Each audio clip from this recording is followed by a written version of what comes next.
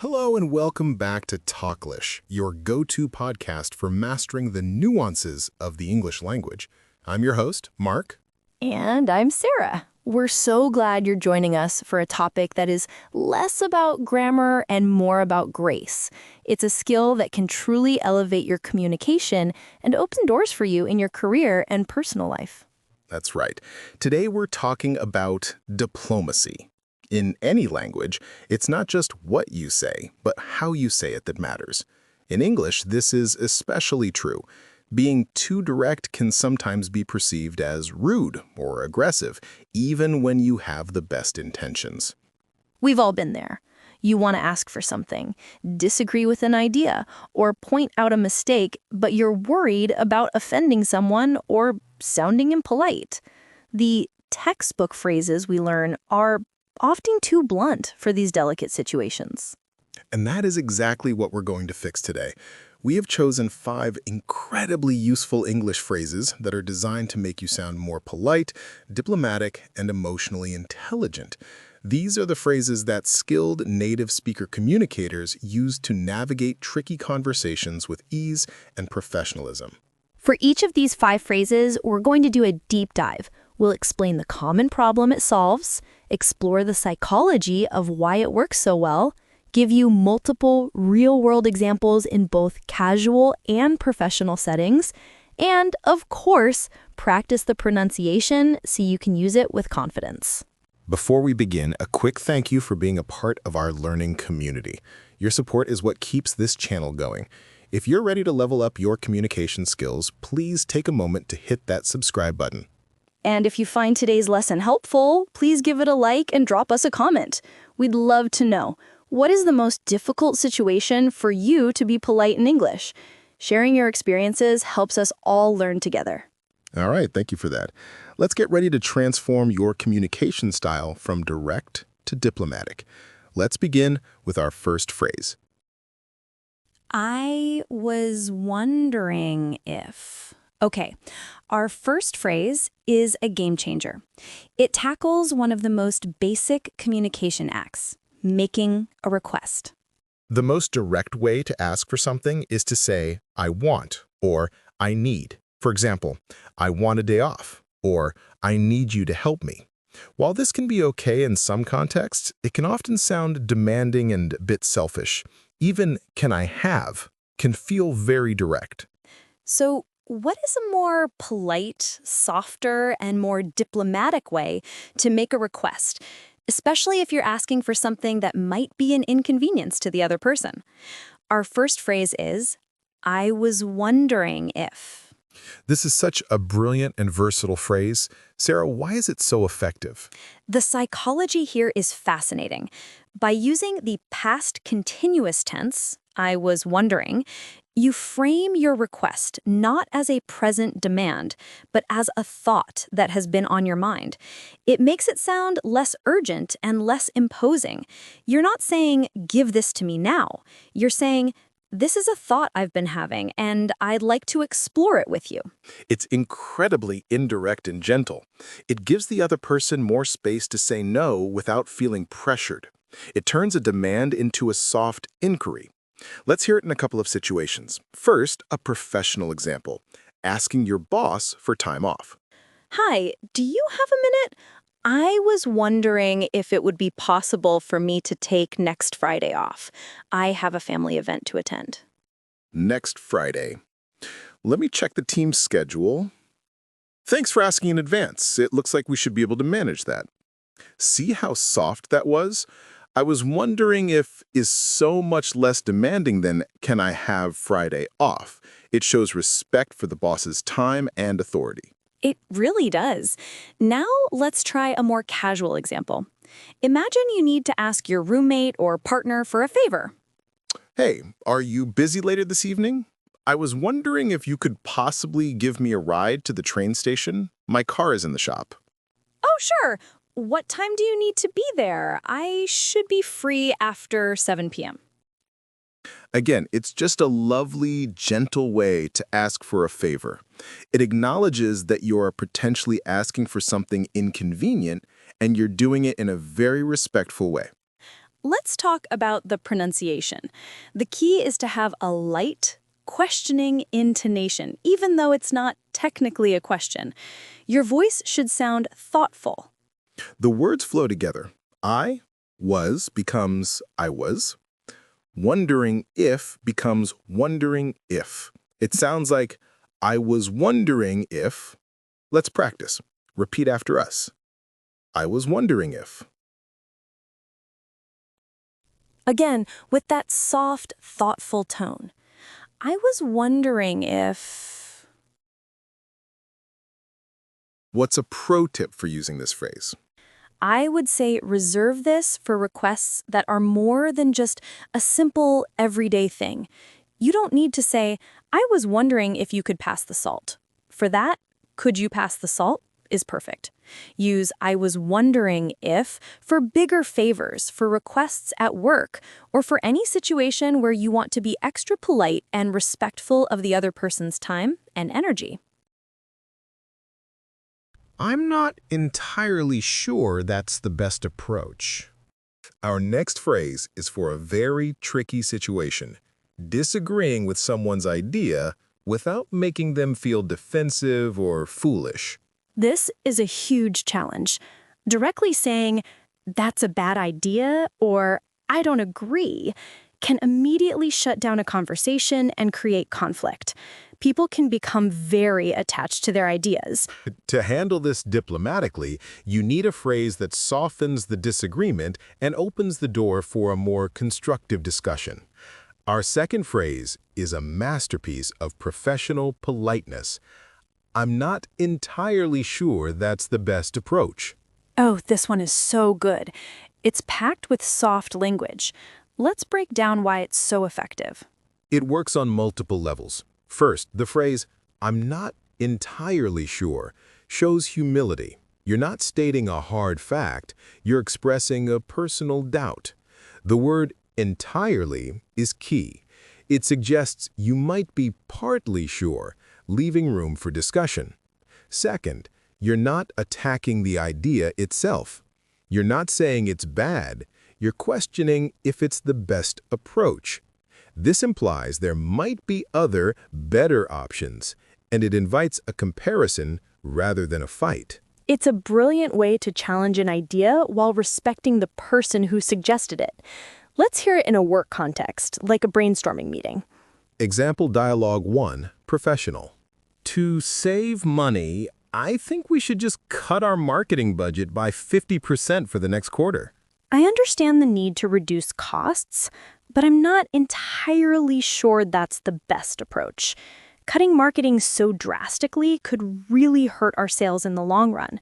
Perhaps we could look at other areas to make cuts first. See how that works? I acknowledged his goal, reducing costs, and then gently challenged the method, offering an alternative path for discussion. It completely changes the tone of the conversation. Now let's try a more personal example, like planning a trip with a friend. Example Dialogue 2, Casual.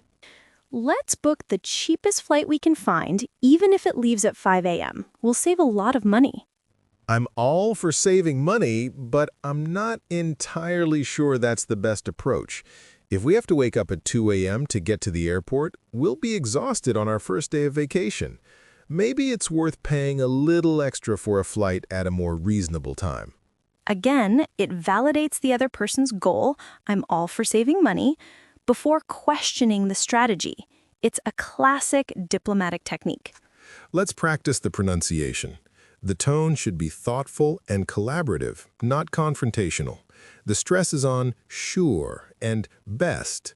It sounds like, I'm not entirely sure that's the best approach. Let's try it. I'm not entirely sure that's the best approach. Pause for listener repetition. Again, with that calm, questioning tone. I'm not entirely sure that's the best approach.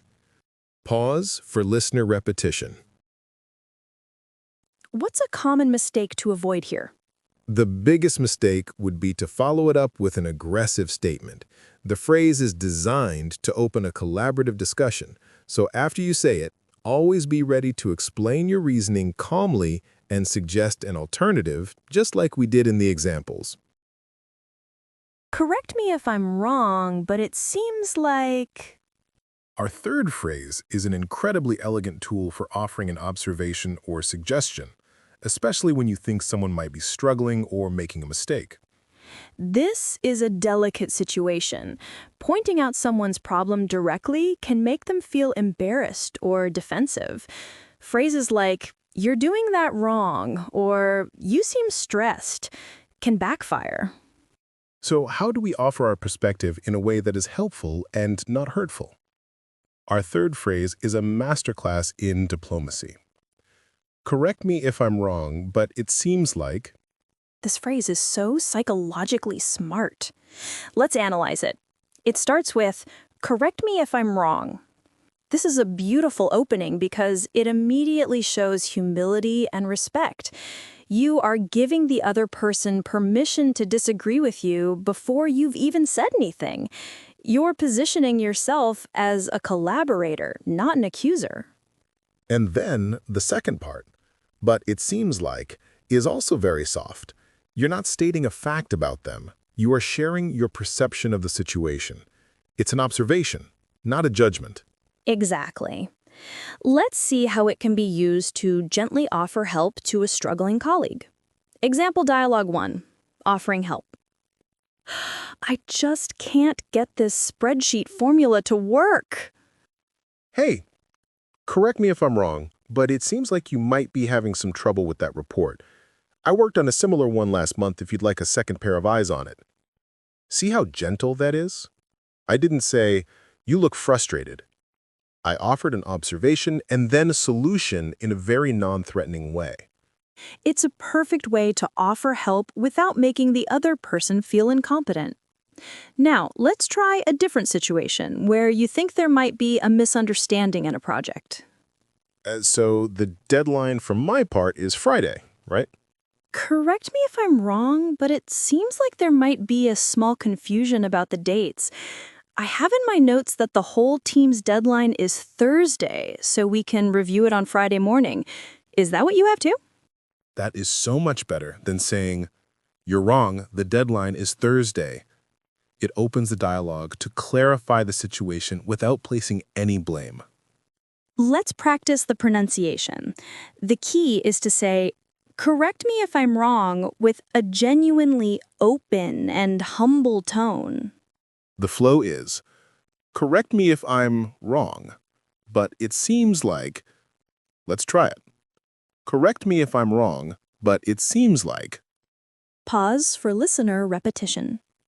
Again, with that gentle, questioning tone. "Correct me if I'm wrong, but it seems like..." Pause for listener repetition. What's the pro tip here? When you say, "Correct me if I'm wrong," you have to actually be willing to be corrected. If the person says, "Actually, you are wrong. Here's the situation," you need to listen with an open mind. The phrase is a tool for opening a respectful dialogue, not for hiding a criticism. If I could just jump in for a second. Our fourth phrase tackles another very common and delicate social challenge: how to interrupt someone politely. In many cultures, interrupting someone while they are speaking is considered very rude, but in a fast-paced meeting or a lively group discussion, sometimes you need to interject with an important point. Just starting to talk over someone is not a good strategy. You need a phrase that acknowledges that you are interrupting, but does so in a way that minimizes the disruption. Our fourth phrase is perfect for this. If I could just jump in for a second. This is a phrase I hear all the time in business meetings. Let's break down why it's so effective. It works because it's packed with minimizing language. "If I could" makes it a polite request, not a demand. The word "just" suggests it's a small and insignificant interruption. And "for a second" promises that you will be brief. You are essentially asking for permission to break the conversational rule for a very short time. It shows you respect the speaker and what they are saying, but you have something quick and important to add. Let's hear it in a classic team meeting scenario. Example dialogue 1, team meeting. So, our strategy for the next quarter will be to focus entirely on expanding into the European market, and we'll be allocating all our resources to that initiative. If I could just jump in for a second, Sarah. Before we move on, I think it's important to mention that the new data from the Asian market just came in, and it's surprisingly strong. It might be worth looking at before we finalize the budget. See, the interruption was necessary to provide crucial, timely information. The phrase allowed me to do it without seeming rude or undermining Sarah. It's very effective. Does it work in more casual group conversations as well? Absolutely. Imagine a group of friends is making plans, and you need to add a key piece of information. Example dialogue 2, group of friends. Okay, so we'll all meet at the restaurant at 8 p.m. on Saturday. Yeah, and after dinner, we can go to that new movie that's playing. Hey guys, if I could just jump in for a second, I just remembered that there's a huge festival happening downtown on Saturday night, so the traffic and parking will be terrible. We might want to leave a little earlier. That's a perfect use. It's a quick, helpful interruption that benefits the whole group. Let's practice the pronunciation. It's usually said quite quickly. The phrase jump in is the core. It sounds like, if I could just jump in for a second. Let's try it. If I could just jump in for a second. Pause for listener repetition. Again, with a slightly apologetic but clear tone. If I could just jump in for a second. Pause for listener repetition. And the most important tip for using this? You must keep your promise. Be brief. Make your point quickly and concisely, and then hand the conversation back to the person you interrupted. You could say, "Sorry, Sarah, please continue," or "That's all I wanted to add."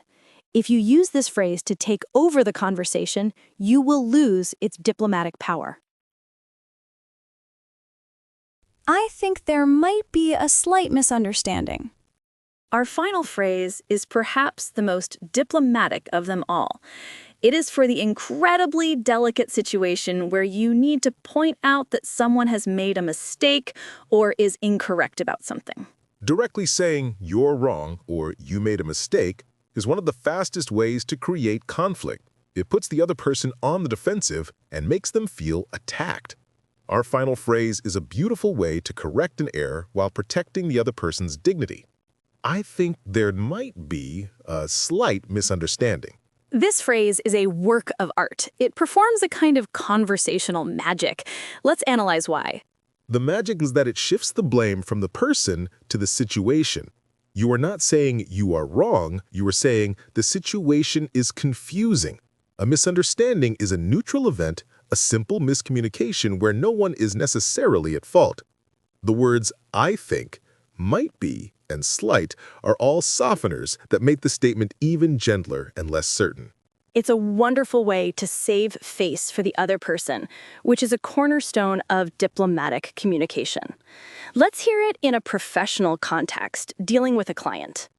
Example dialogue 1 with the client. I was very upset to see that the final invoice was for $5,000. We had agreed on a price of $4,000. I completely understand your concern.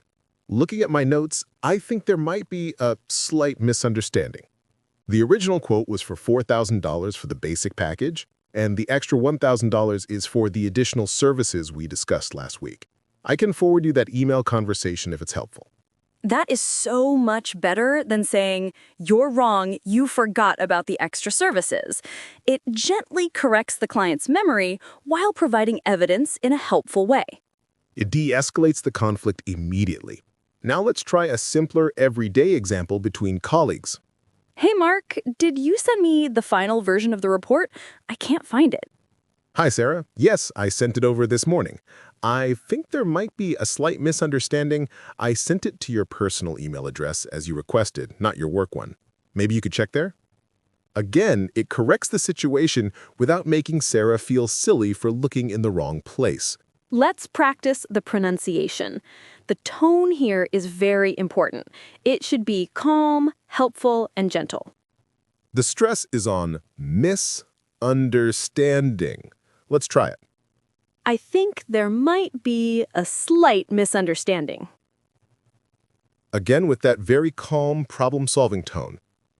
I think there might be a slight misunderstanding. And the pro tip here is to always be prepared with the facts, right? Absolutely. This phrase is a gentle way to introduce a correction. You must be able to follow it up with the correct information or evidence presented in a calm and helpful manner. The goal is to solve the problem together, not to win an argument. And there you have it, 5 incredibly powerful phrases that will instantly make you sound more polite, diplomatic, and emotionally intelligent in your English conversations. Let's do a quick recap of our diplomatic toolkit. I was wondering if, for making gentle, polite requests. I'm not entirely sure that's the best approach for disagreeing with an idea respectfully. Correct me if I'm wrong, but it seems like, for offering an observation or suggestion humbly, if I could just jump in for a second for interrupting a conversation politely, and I think there might be a slight misunderstanding for correcting a mistake without placing blame. The common thread through all of these phrases is respect. They all show that you are considering the other person's feelings, their ideas, and their perspective. This is the foundation of all effective communication. So here is your mission for this week. As always, don't try to master all 5 at once. I want you to choose just one of these phrases. Pick the one that addresses a situation you find yourself in most often. Write it down, say it out loud, and for the next 7 days, your goal is to find just one opportunity to use that phrase in a real conversation, a meeting, or even an email. That's how you turn passive knowledge into an active skill. Thank you so much for joining us for this deep dive into diplomatic English. We hope you found it extremely valuable. Don't forget to subscribe for more lessons like this. And please leave us a comment to let us know which of the 5 phrases you're going to make your own this week. Until next time, keep listening, keep practicing, and keep speaking with grace. You're doing a fantastic job.